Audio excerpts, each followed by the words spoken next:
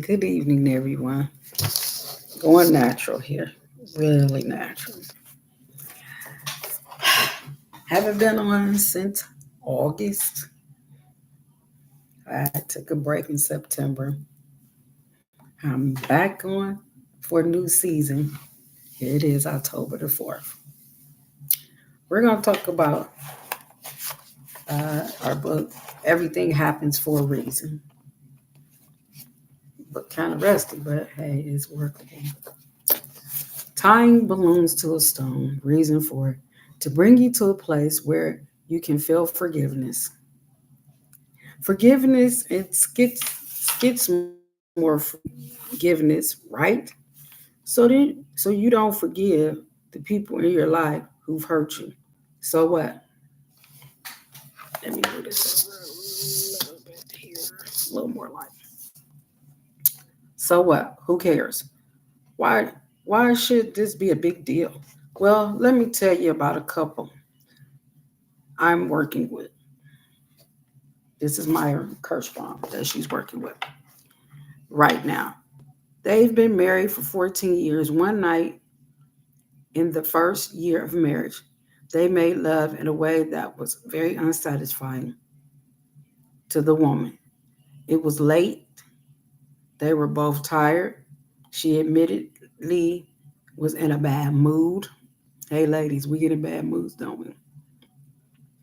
And the previous time they made love, it had been so great for her, hadn't been so great for her either.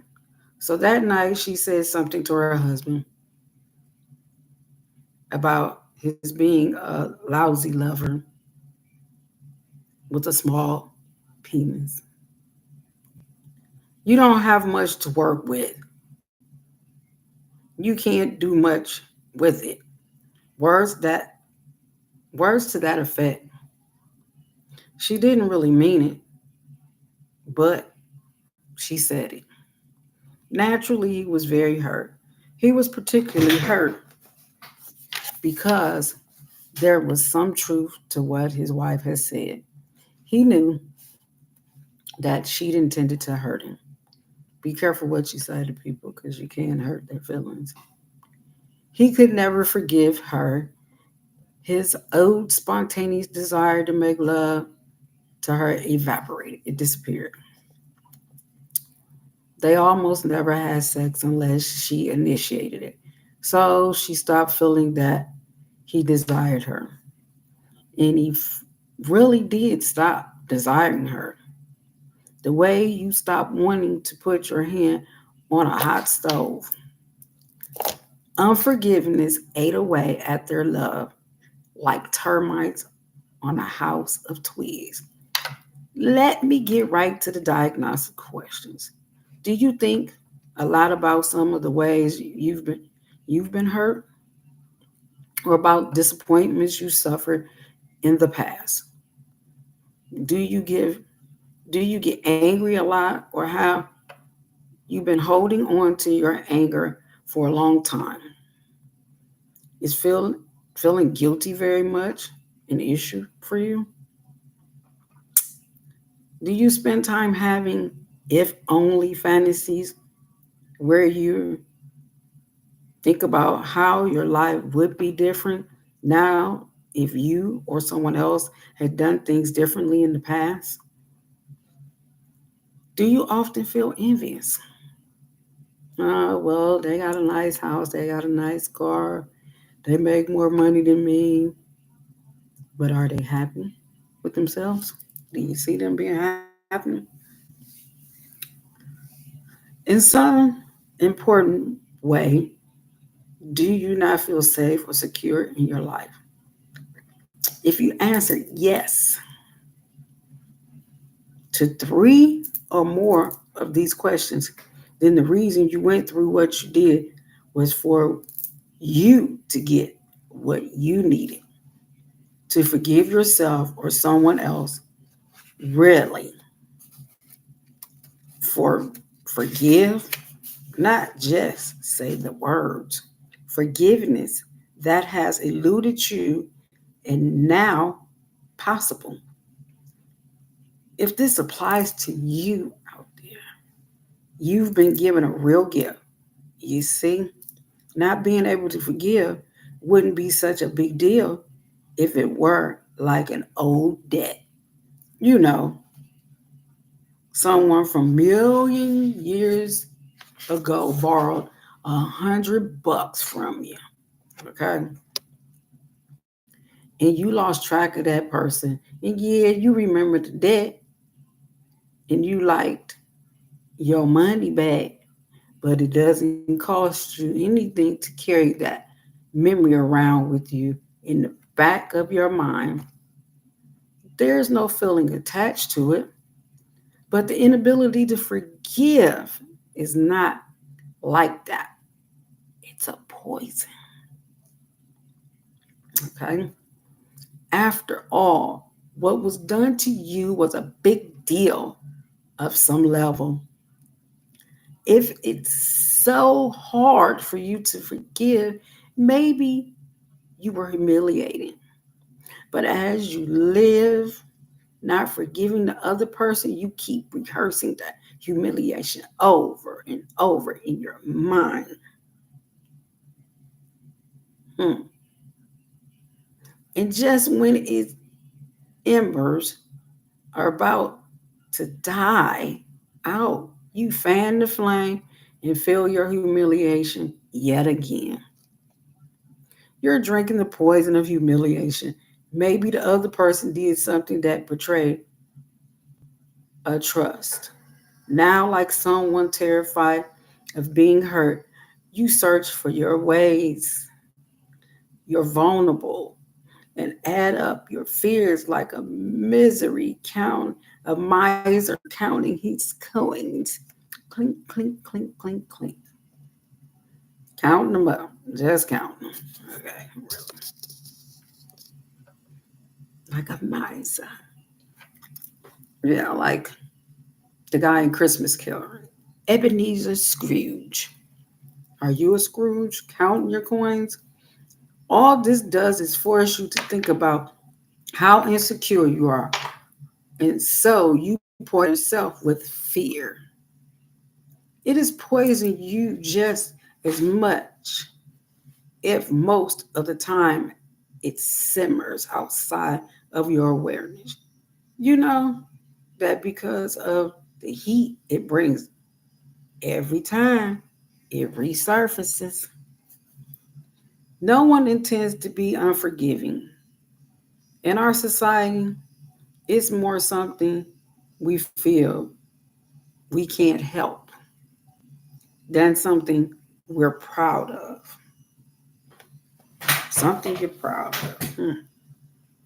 Wow.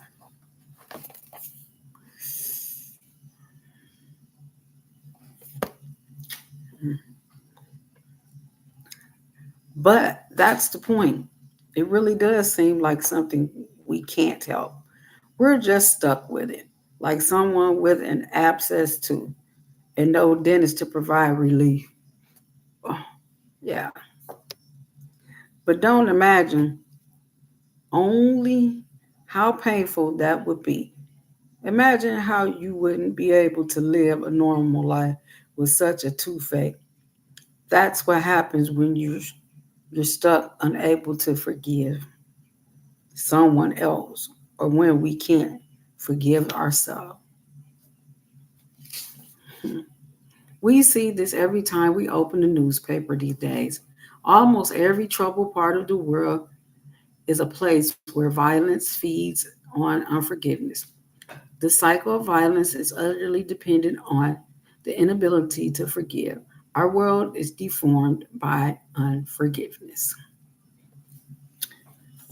Next section, the end of the blame. Part of what can make it so hard for us to forgive is the automatic way we orientate ourselves in life through blame. If anything goes wrong anywhere, the first thing anyone thinks about is who to blame. It's like when you smell a fart in the elevator, first thing you want to know is who did it. Blame is a very deep instinct because it makes us feel safe. If the mortality rate in a hospital goes up, you figure out who or what to blame, and the rate goes down again. If there's terrorist attacks, but you can figure out who to blame, then you can start feeling safe from terrorists.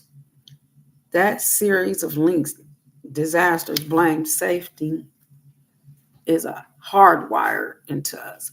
Blame is the match that ignites unforgiveness. And why can't we forgive? After all, a lot of time we do when someone accidentally steps on your toe while you're waiting in line at the bank. He or she turns around and profusely apologizes. And what do you say? Oh, it was nothing. But when we can't forgive, it's because we can't bring ourselves to say it was nothing about this particular thing that was done to us. It was too big, too hurtful to say that it was nothing, would be like saying that we're nothing. And we can't do that. We can't forgive when it feels like forgiveness involves alienation of the self. So it seems like we're doomed to carry around the poison of unforgiveness. We're trapped in it. Now, wonder we sometimes need a huge event to shake loose from the inability to forgive.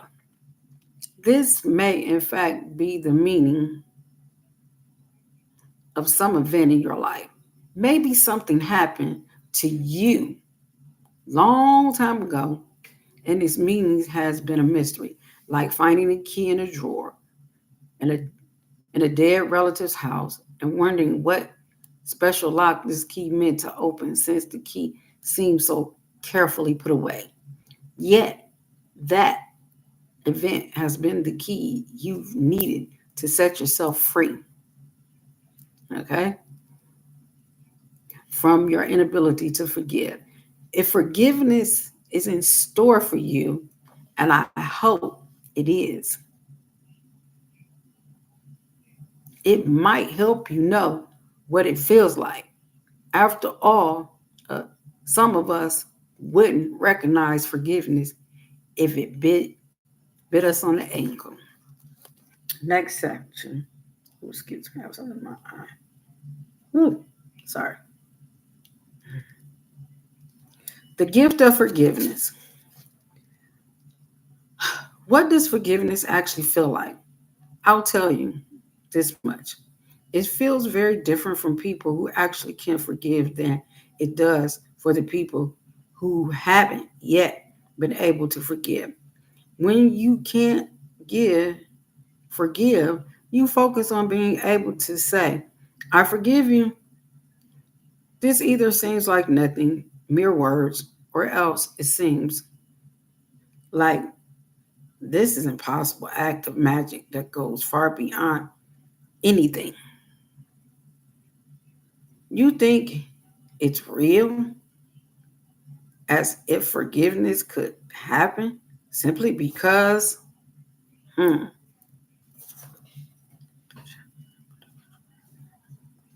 ah,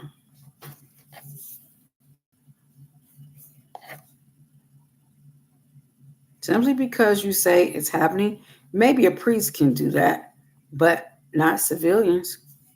Now, here's how it works. When people really do forgive, let's say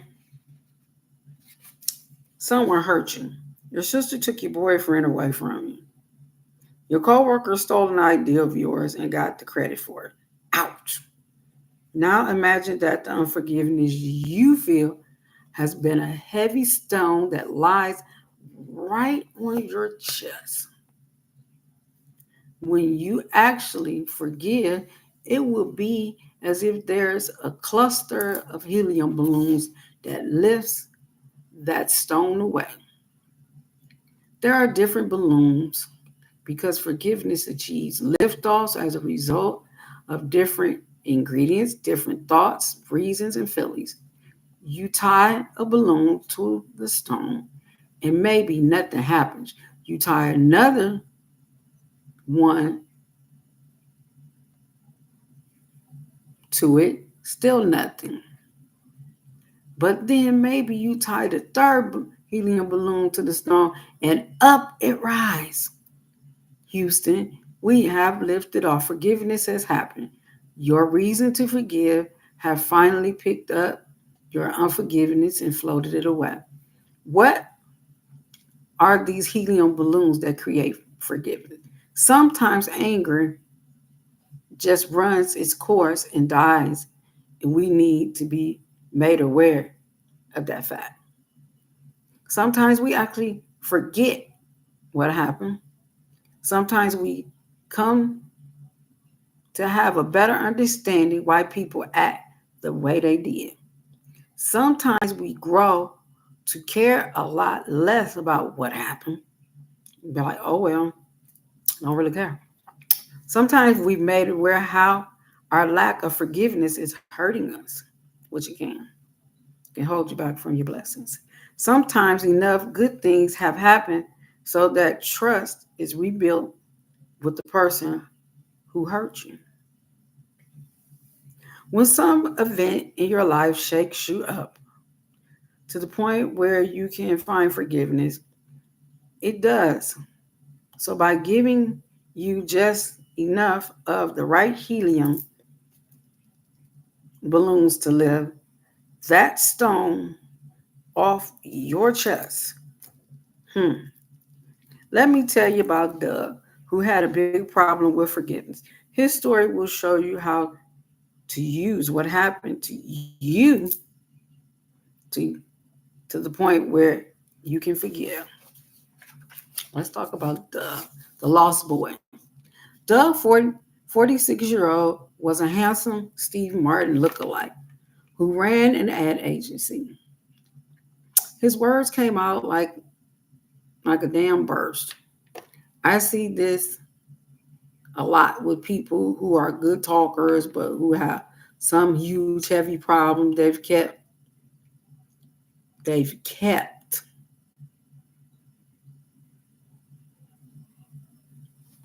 secret from everyone else. Shh, don't tell nobody. It's quite a story. Doug said, I have an 18-year-old son, Dougie. 4 years ago, he started getting involved with some really bad kids and drugs. He was such a great little guy, and then in like 2 weeks, he was suddenly this totally druggy. We did everything you can imagine, hospitals, rehab, and then he got arrested for dealing. We had to cope with that. Thank God he was a juvenile. He never wanted help. That nightmare went on for years. Then 6 months ago, he disappeared. We hired detectives. The police have done whatever the hell they do. I think he's just gotten lost in some crack house in New York or LA. God knows where. I just hope he's not dead. But sometimes I think it would almost be better if he were. Then at least I know what what was what. What I have hate about this whole thing is the uncertainty. All I know is that Dougie's probably out there. And if he he needs my help. But I can't do anything. I never could do anything to help him since he started getting in trouble with drugs. That's why I've got to find some meaning in this. I can't it can't all be for nothing that I raise this beautiful child. He becomes nothing but a misery to himself and a burden to everyone else. I'll tell you one thing, I can't work. People aren't going to be able to cover for me at the agency for much longer. I need some positive meaning. for this that makes sense so I can move on. I realize all too well these stories don't always have happy ending. Then what? I asked the diagnostic question. I asked you earlier in this chapter. Wow, he said, those questions really hit me. I had a big yes for almost every single one. I guess the this applies to me big time, and that odds because I haven't seen forgiveness as something I need to work on. I think, yeah, I need to forgive myself for what happens to my son. But, well, hmm,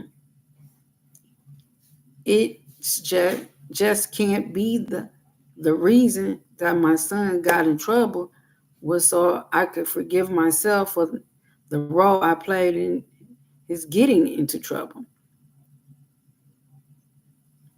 That would be just weird. Yes, I said, you're absolutely right. The reason someone fell off the ladder and broke it can't be so you can forgive him. So, for falling off the ladder, if getting to forgiveness was the reason the guy fell off the ladder and broke his leg, it was forgiveness for something that happened much earlier and perhaps was a lot bigger. Like maybe the way the older brother had been so busy when he was growing up and had treated him like a pest. Then the guy falls off the ladder and realizes, hey, people get busy, they get distracted, and there's no way they can avoid making mistakes. So maybe I can finally forgive my brother. So I'm sure I went on. Your need for forgiveness started well before all this happened with your son. Who were you blaming before all this happened? Follow the blame and you'll find the person you need to forgive. The first thing that comes to mind is my father, Doug said. He was a mean bastard, cold and judgmental. Nothing I did was ever good enough. Hmm. Like the time in the 10th grade when I finally got a report card with A's and B's and C's. I brought it home and all my father said was, okay, now next time you can get all A's. Doug's voice was getting husky. This was very emotional for him. And you've never forgiven him? I said, you're right. I've never forgiven him. I call him on the phone every week. When we talk sometime, I act like I don't care about him more to punish him than to liberate myself. Like, see, I don't care about you. But of course, I've never forgiven him. Doug never forgave his dad. So, how's that working out for you? I don't know. It hasn't killed me. Look, what would I even say? I forgive you? It would it would be just words. We were silent for the moment. Then I said, you think it keeps you strong not being able to forgive your father like it protects you from his mojo? But I think it's hurting you a lot. The anger and the memory of the pain you carry around are unhealed wounds. So what does it really mean to forgive someone? Doug said. Hmm. You gotta forgive people. We talked about Doug. We'll talk about Doug some more about his forgiveness. He got to face his forgiveness. What does it mean to forgive someone? Good question. If you have if you have someone visiting your house and he or she breaks a vase, you will really like at some point you get some perspective on the whole thing and say, what the hell? People knock things over. It's just a face. This person is a friend. It's not that you're minimizing the loss, but no vase is worth a friendship. So if someone broke something of yours, it's like, okay, it's broke. Don't minimize it. We'll continue talking about Doug, the lost boy, concerning his son and how he had issues. I mean, forgiveness. He hadn't forgave his father, and we'll go on and we'll talk about if you can figure out how to forgive yourself or the person responsible for the bad things that happened to you, then that will be the very same reason why you need to forgive the person from your past. We'll talk about forgiveness. Have a good night. Glamorous Granny from Everything Happens for a Reason in a New Season. Peace.